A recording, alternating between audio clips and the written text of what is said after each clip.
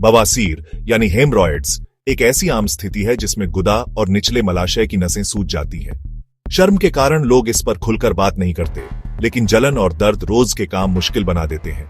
आंतरिक बवासीर मलाशय के अंदर होते हैं, जबकि बाहरी बवासीर गुदा के बाहर की त्वचा के नीचे। जलन का बुनियादी कारण होता है इन्फ्लेमेशन और सूजन, जो उस हिस्से को बहुत संवेदनशील बना देती है। सख्त मल से घर्षण होता है, माइक्रोटियर्स हो सकते हैं और कच्ची जलती हुई सनसनी महसूस होती है। इन्फ्लेमेशन के केमिकल्स दिमाग को दर्द और गर्मी के संकेत भेजते हैं, इसलिए जलन तीखी लगती है।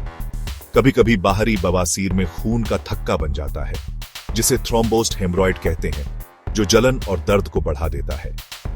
आम लक्षणों में शौच के दौरान या बाद में दर्द और बेचैनी शामिल है। चमकीला लाल खून, अक्सर टिश्यू पर हल्की लाली, आंतरिक बवासीर का एक पहचान चिन्ह हो सकता है। गुदा में खुजली, बलगम का निकलना या हल्का रिसाव भी जलन पैदा कर सकता है। बाहरी बवासीर में गुदा के आसपास छोटी दर्दनाक नरम गांठ जैसी सूजन महसूस हो सकती है। जलन को नजरअंदाज करने से इन्फ्लेमेशन बढ़ सकता है, घाव भरने में देर होती है और बेचैनी लंबी चलती है। ज्यादा खुजलाने से त्वचा को नुकसान, बैक्टीरिया और संक्रमण का खतरा बढ़ता है। एक दुष्चक्र। मकसद है इस चक्र को तोड़ना। सूजन को कम कीजिए, ऊतकों को आराम दीजिए। आगे हम चरण दर चरण तुरंत घरेलू राहत, फिर आहार और जीवन शैली में बदलाव और कब डॉक्टर से मिलना है, सब कुछ कवर करेंगे। सही जानकारी आपको नियंत्रण देती है। आइए शुरू करते हैं।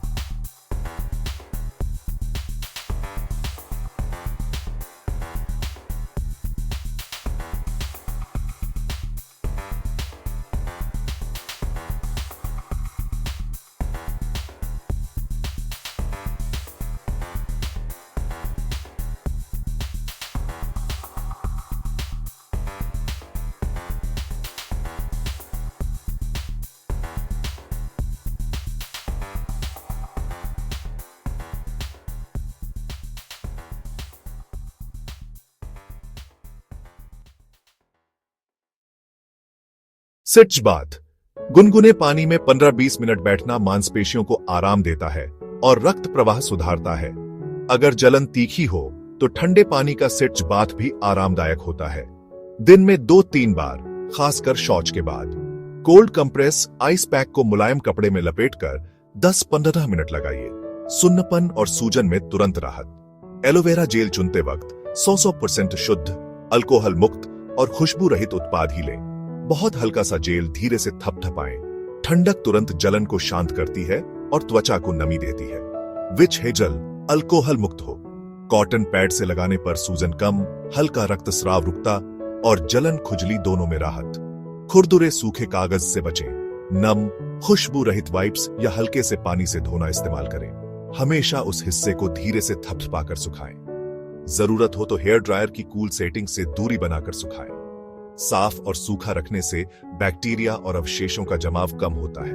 टॉपिकल उपचार और अच्छा काम करते हैं। तेज जलन पर पहले कदम, sitz bath, cold compress, aloe vera, witch hazel और सही सफाई। ये सरल कदम तुरंत आराम देते हैं और घाव भरने की प्रक्रिया को आगे बढ़ाते हैं।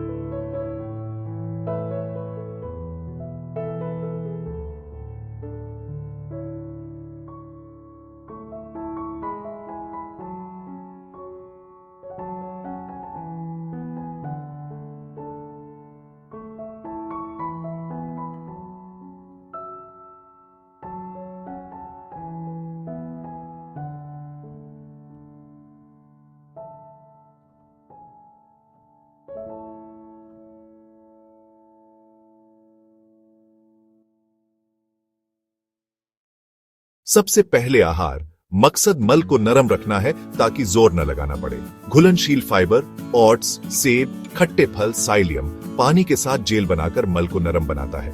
अघुलनशील फाइबर मल की मात्रा बढ़ाता है और उसके निकलने की गति तेज करता है। साबुत अनाज, बीन्स, सब्जियां, रोज 8-10 गिलास पानी।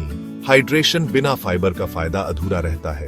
प्रोसेस्ड, ज्यादा नमक चर्बी वाली चीजें, अत्यधिक रेड मीट या फुल फैट डेयरी कब्ज बढ़ा सकते हैं। शौच की इच्छा को मत टालें। टॉयलेट पर ज्यादा देर बैठना नसों पर दबाव बढ़ाता है। रोजाना चलना, हल्का व्यायाम या योग पाचन को उत्तेजित करके कब्ज रोकते हैं। हर घंटे कुछ मिनट खड़े हो जाएं। हेमरॉयड कुशन से सीधा दबाव कम होता है। भारी चीज उठाते वक्त हमेशा सांस छोड़ें। अंदरूनी दबाव नियंत्रण में रहता है। कब डॉक्टर के पास जाएं? कुछ खतरे के संकेतों को नजर में रखें। बार बार या ज्यादा खून बहना, गहरा लहू या काला मल, तुरंत जांच जरूरी है।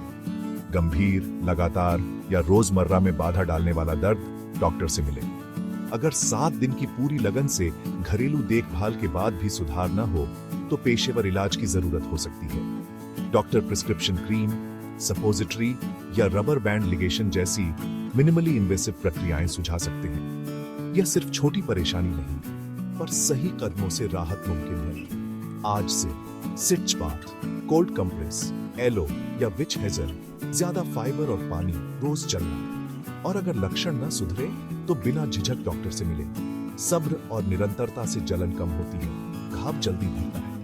आप अपनी सेहत के जिम्मेदार हैं। आज पहला कदम उठाइए।